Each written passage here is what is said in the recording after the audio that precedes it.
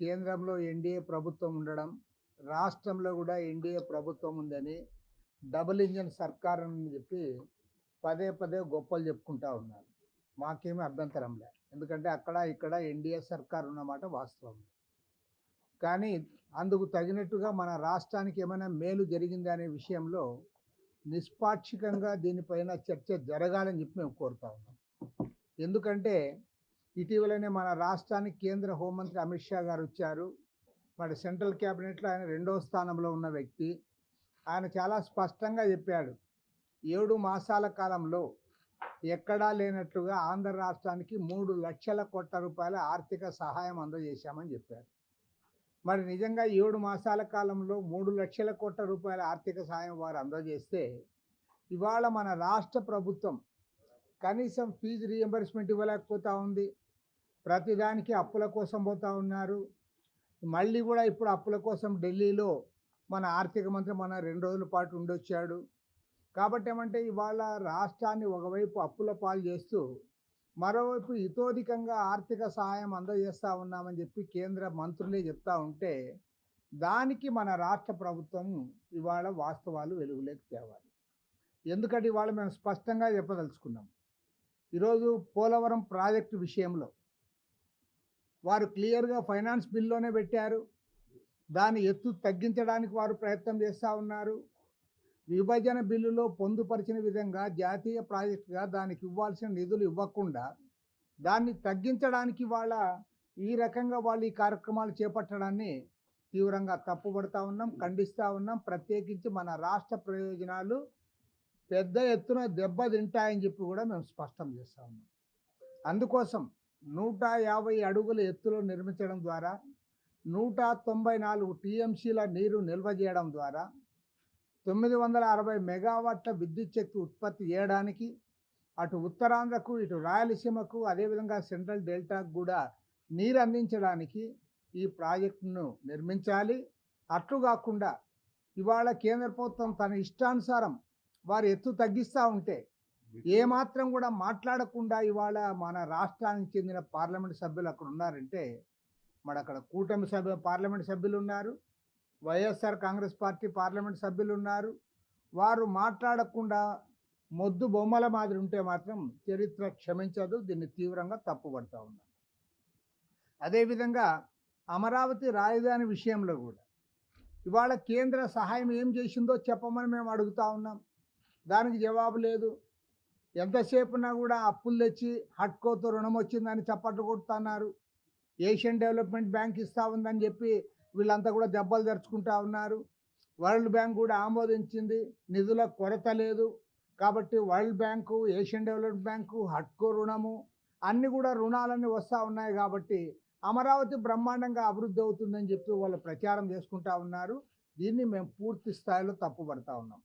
ఎందుకంటే ఇదే పెద్దలు గతంలో చెప్పారు, కేంద్ర ప్రభుత్వం గ్రాంట్ రూపంలో ఇస్తుంది, ఈ అప్పుకి మనకి సంబంధం లేదు, అప్పు గ్యారెంటీ కూడా వారే ఇస్తూ ఉన్నారు కాబట్టి రాష్ట్రానికి సంబంధం లేదని గతంలో ప్రచారం చేసి ఇవాళ వీరు మొత్తం వీళ్ళే అగ్రిమెంట్లు అయి చెప్పి ఇవాళ అప్పులన్నీ తెచ్చుకుంటా ఉన్నారంటే ఖచ్చితంగా రాబోయే రోజుల్లో ఈ అప్పుల భారం అంతా కూడా మన రాష్ట్ర ప్రభుత్వం పైనే పడుతుందని చెప్పి మేము స్పష్టంగా చెప్పదలుచుకున్నాం. కాబట్టి ఏమంటే మీరు డబుల్ ఇంజన్ సర్కార్ అని చెప్పి మీరు ప్రచారం చేసుకుంటున్నారు తప్ప ఈ డబుల్ ఇంజన్ సర్కారు ద్వారా ఈ రాష్ట్రానికి ఒరిగింది ఏమిటో ఇవాళ శ్వేతపత్రం విడుదల చేయాలని చెప్పి కూడా మేమందరం డిమాండ్ చేస్తూ ఉన్నాం. ఎందుకంటే ఇవాళ కడప స్టీల్ ఫ్యాక్టరీ అన్నారు, దాన్ని ఊసే ఎత్తడంలే, దాన్ని మర్చిపోయారు మీరు. తర్వాత విశాఖ ఉక్కు ఫ్యాక్టరీని ప్రైవేట్ పరం చేస్తూ ఉన్నారు. 11,000 కోట్ల రూపాయల ప్యాకేజ్ చంద్రబాబు గారు ఉండడం వల్లే వచ్చింది, ఆయన లేకపోతే ఈ ప్యాకేజే రాదు అని అన్నారు. మరి ఇవాళ ప్యాకేజ్ వచ్చిన తర్వాత మీరు ఏమైనా మారుస్తా అన్నారా? దాన్ని ప్రైవేటీకరణ ఆపుతా ఉన్నారంటే చాలా స్పష్టంగా ఇవాళ చెప్పారు, అది ప్రైవేటైజేషన్ ప్రక్రియ ఆగడం లేదు, కేంద్ర ప్రభుత్వం యొక్క పాలసీలో ఎలాంటి మార్పు లేదని కూడా ఇవాళ మీరే స్పష్టం చేస్తూ ఉన్నారు. కాబట్టి మేము అడుగుతా ఉన్నాం, ఈ రాష్ట్రానికి 9 మాసాల కాలంలో కేంద్రంలో అధికారంలో ఉన్న నరేంద్ర మోడీ ప్రభుత్వము ఏ ఒక్క విషయంలోనైనా న్యాయం చేసిందా? ఏ ఒక్క సమస్యనైనా పరిష్కారం చేసిందా? కాబట్టి పైగా మన చంద్రబాబు నాయుడు గారు పోయి నరేంద్ర మోడీ గారిని మళ్ళీ రిక్వెస్ట్ చేస్తున్నారట, అమరావతి రాజధాని పనుల పునఃప్రారంభానికి రమ్మని. నాకు ఆశ్చర్యం అయితే, అందులో ఒక ప్రైమ్ మినిస్టరు శంకుస్థాపన చేసే చూసాము, లేదా ప్రారంభోత్సవాలకు వచ్చేది చూసాం తప్ప మధ్యలో వచ్చి మళ్ళీ రిబ్బన్ కట్ చేస్తారని నేను ఎక్కడ వినలే. ఓకే, ఆయనకేం పని లేకపోతే వచ్చి మళ్ళీ చేస్తే మాకేం పోయేది లేదు, అది కూడా మీ మీడియాకి మంచి పబ్లిసిటీ వస్తుంది, చేసుకోమనండి. కానీ నేను అడుగుతా ఉన్నా, అమరావతి రాజధాని విషయంలో కానీ, పోలవరం ప్రాజెక్టు విషయంలో కానీ, విశాఖ ఉక్కు ఫ్యాక్టరీ విషయంలో కానీ, లేదా మన ఆర్థిక వనరుల విషయంలో కానీ కేంద్రం నుంచి అదనంగా ఏ ఒక్క దాంట్లోనే సహాయం వచ్చిందా? కడప స్టీల్ ఫ్యాక్టరీ ముందుకు వచ్చారా? వెనుకబడిన ప్రాంతాలకు ఏమైనా నిధులు ఇవ్వడానికి ఏమైనా కేంద్ర ప్రభుత్వం ఆలోచిస్తూ ఉందా? ఇస్తున్న నిధులనే మీరు ఆపేశారు కదా. ఇస్తున్న నిధులను విభజన హామీల్లో ఏదైతే పొందుపరిచారో వెనుకబడిన ఉత్తరాంధ్ర రాయలసీమ జిల్లాలకు, అటు 4 జిల్లాలు ఇటు 3 జిల్లాలకు మేము నిధులు ఇస్తామని జిల్లాకు 50 కోట్ల రూపాయల చొప్పున 3 ఏళ్ల పాటు ఇచ్చి దాన్ని కూడా బంద్ పెట్టారు మీరు. కాబట్టి మీరు ఏం చేశారో చెప్పమని ఇవాళ సీరియస్గా మేము డిమాండ్ చేస్తూ ఉన్నాం. ఇవాళ అసెంబ్లీ సమావేశాలు కూడా ముగిసిపోతూ ఉన్నాయి, రేపు పార్లమెంట్ సమావేశాలు ముగుస్తూ ఉన్నాయి. కాబట్టి కనీసం రేపైనా సరే ఈ చట్ట సవరణకు మన రాష్ట్రానికి చెందిన పార్లమెంట్ సభ్యులు డిమాండ్ చేయకపోతే మీరు చరిత్రహీనులుగా మిగిలిపోతారు, రాష్ట్రానికి ద్రోహం చేసిన వాళ్ళు అవుతారు. కాబట్టి ఏమంటే దీనిపైన వారు క్లియర్గా రేపు ఈరోజు మాట్లాడాలని చెప్పి మేము డిమాండ్ చేస్తూ ఉన్నాం. రేపులోగా మీరు మాట్లాడకపోతే ఖచ్చితంగా ఈ అంశం పైన ప్రజల్లోకి పోతాం, ప్రజానీకానికి వివరిస్తాం. తప్పకుండా ప్రజానీకం ద్వారా కేంద్ర రాష్ట్ర ప్రభుత్వాలపైన ఒత్తిడి తేవడానికి ఒక ప్రత్యక్ష కార్యాచరణ కూడా మేము పూనుకుంటామని ఈ సందర్భంగా హెచ్చరిస్తూ ఉన్నాం. పోలవరం ప్రాజెక్టు పూర్తి చేసేదానికి కేంద్ర ప్రభుత్వం దగ్గర నుంచి రాబట్టాల్సినటువంటి నిధులను రాబట్టకుండా రాష్ట్ర ప్రభుత్వం నిర్వాసితుల్ని శాశ్వతంగా పోలవరం ప్రాజెక్టులో ముంచేయడానికి ప్రయత్నం చేస్తూ ఉంది. తెలుగుదేశం ప్రభుత్వం, కూటమి ప్రభుత్వం, బీజేపీ, పవన్ కళ్యాణ్, చంద్రబాబు నాయుడు ముగ్గురు కలిగినటువంటి ప్రభుత్వం మన రాష్ట్రానికి అత్యంత ప్రధానమైనటువంటి ఈ ప్రాజెక్టు విషయంలో దోబూచులాట సాగిస్తూ ఉంది, తీరని అన్యాయం చేస్తూ ఉంది. కేంద్ర ప్రభుత్వం మెడలు వంచి నిధులు రాబట్టి ముందు వాగ్దానం చేసిన మేరకు ఆ ప్రాజెక్టుని నిర్మాణం పూర్తి చేయాలి. దీనికి నిర్వాసితులకి పునరావాసానికి అవసరమైనటువంటి నిధులు ఇవ్వడం అనేటువంటిది అత్యంత కీలకమైనటువంటి విషయం. ప్రాజెక్టు పూర్తి కావాలన్నట్లయితే ఈ పని పూర్తి కావాలి. ఇది చేయకుండా రాష్ట్ర ప్రభుత్వం నాటకాలు ఆడుతూ ఉంది.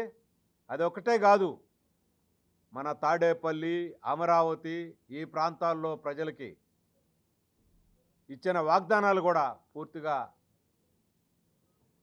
గాలికి వదిలేసినట్టుగా కనపడతా ఉంది. తాగడానికి మంచినీళ్ళు లేవు, విపరీతమైనటువంటి కాలుష్యం, ప్రతి గ్రామంలో విపరీతమైనటువంటి కాలుష్యం, చెత్త చెదారం అంతా ప్రతి గ్రామంలో, ప్లాస్టిక్ విపరీతంగా విజృంభించి భూగర్భ జలాలంతా కూడా కాలుష్యానికి గురై ప్రజలు చాలా రోగాలకి గురవుతున్నారు. ఇలాంటి సమస్యలన్నీ కూడా పెండింగ్లో ఉన్నాయి. కృష్ణానది ఒడ్డున ఉన్నటువంటి ప్రాంతాలకే తాగడానికి మంచినీళ్ళు లేవు. మొత్తం తాడేపల్లి పరిసర ప్రాంతాల్లో భూగర్భ జలాలన్నీ కూడా డ్రైనేజ్ వ్యవస్థ నిర్లక్ష్యానికి గురైనందువల్ల భూగర్భ జలాలు కాలుష్యానికి గురైనవి, తాగడానికి మంచినీళ్ళు లేవు. రాష్ట్ర ప్రభుత్వం పూర్తిగా బాధ్యతారహితంగా వ్యవహరిస్తూ ఉంది. విద్యారంగంలో విద్యార్థులకి, నిరుద్యోగులకి డిఎస్సి ప్రకటిస్తాం, రాగానే అధికారానికి రాగానే డిఎస్సి అని చెప్పింది.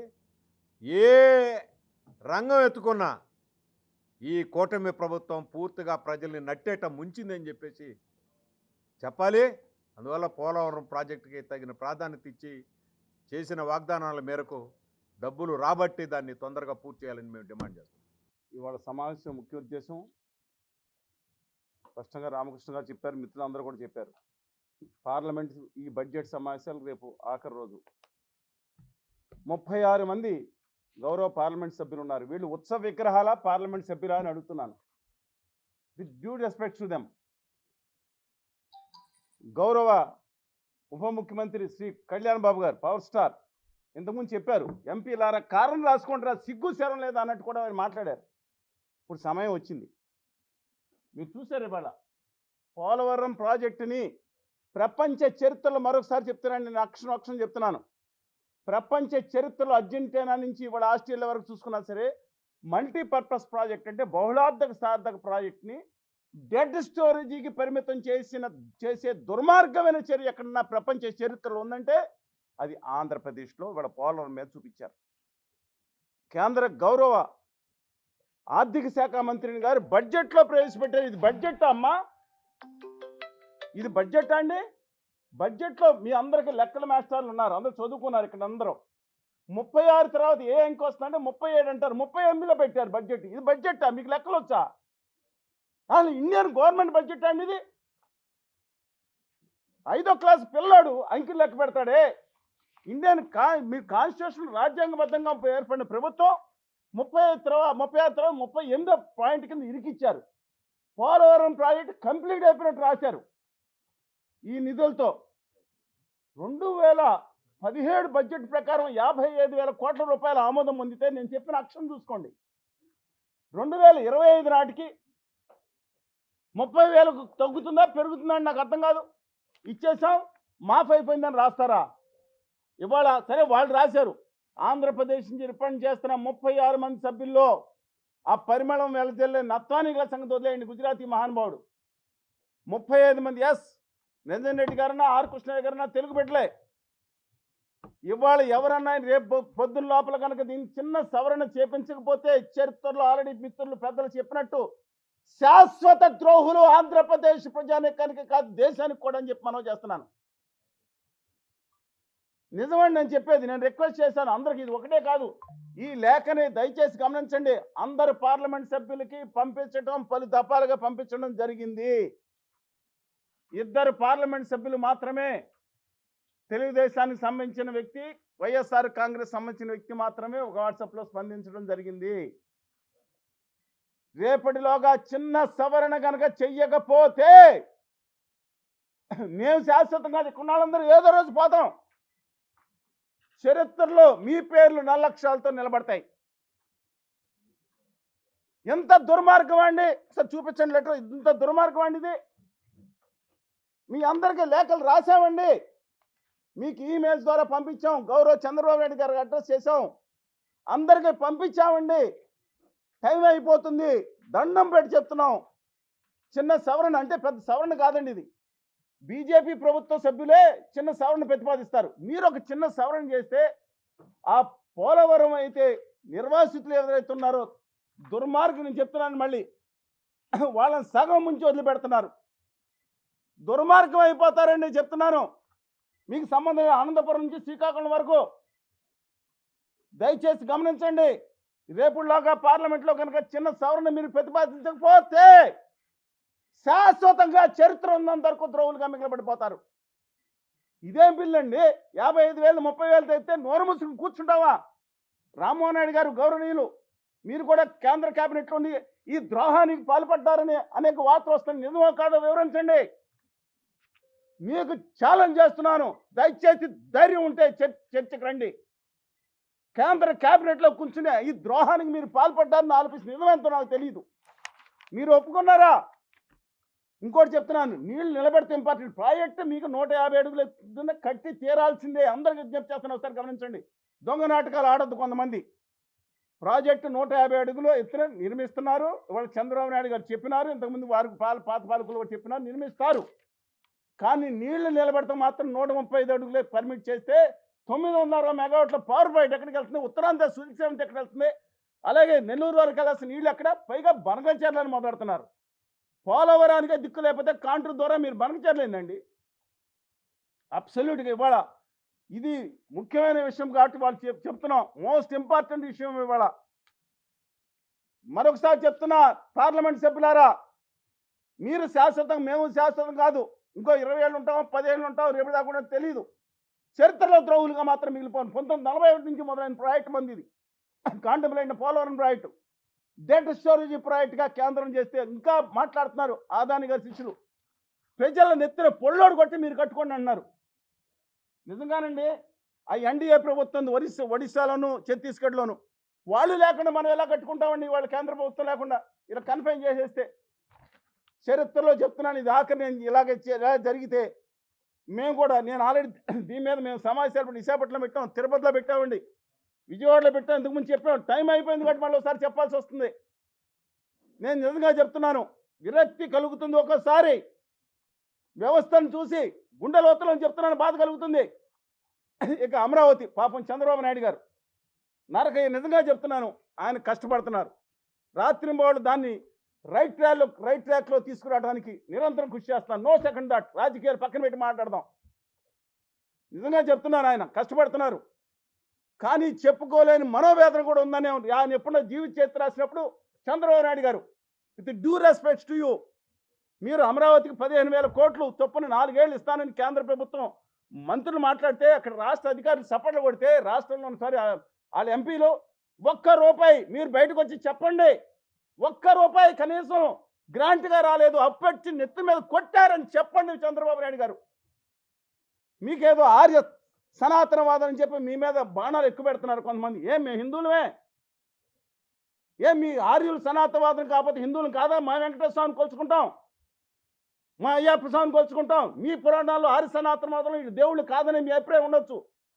చంద్రబాబు నాయుడు గారు మిమ్మల్ని చక్రబంధంలో పెట్టేస్తున్నారు. మళ్ళీ చెప్తున్నాను, మిమ్మల్ని చక్రబంధంలో పెడుతున్నారు. ఇప్పటికే గుర్తెరగండి. మీరు కేంద్రం ఇంత దుర్మార్గంగా చేస్తుంటే మీరు ఎందుకని స్పందించట్లేదు? ఇవాళ అమరావతికి ఇవ్వలేదు, సోదరుడు రామకృష్ణ గారు చెప్పండి, ఉత్తరాంధ్ర రాయలసీమకు రూపాయి ఇవ్వలేదు. వాళ్ళ పోలవరాన్ని నాశనం చేసేటట్టు చెప్తున్నారు. ఏదో అక్కడ చేసినట్టు సమాప్తం. దయచేసి ఇప్పుడు స్పందించమని చెప్పి కోరుతా ఉన్నాను. ఆఖరిగా వామపక్షాలు కానీ, ఏదో కాంగ్రెస్ కానీ, వాళ్ళ ఇంటలెక్చువల్ ప్రొఫెసర్ గారు కానీ, లేదా దాటుకున్న ఇస్రో కానీ, విద్యార్థి సంఘాలు మేమందరం రాష్ట్రం అంతా ఉద్యమం చేస్తే ఢిల్లీ వెళ్ళి ధర్నాలు కూడా చేశాం. ఆఖరిగా ఇది చరిత్రలో ఎవరో కూడా చరిత్రహీనులుగా మిగలొద్దు. ఇవాళ ఉంటారు, రేపు వెళ్ళిపోతాం. ఇది మాత్రం గమనించమని చెప్పి మరొకసారి చెప్తున్నా. లేక ప్రతి ఎంపీకి చెప్తున్నాను, మేము మీ కాన్స్టిట్యున్సీకి వస్తానండి, నేను మీ కాన్స్టిట్యున్సీకి వస్తాను. దీని మీద కనుక మీరు పార్లమెంట్లో చిన్న సవరణ చేయకపోతే ద్రోహులుగా మీరు ఎన్నో చేయండి. ద్రోహులుగా మాత్రం మేము మీకు 36 మందికి ముద్రేస్తాం.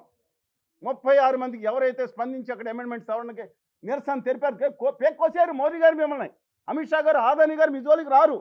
మన హక్కుల కోసం మాట్లాడుతున్నాం.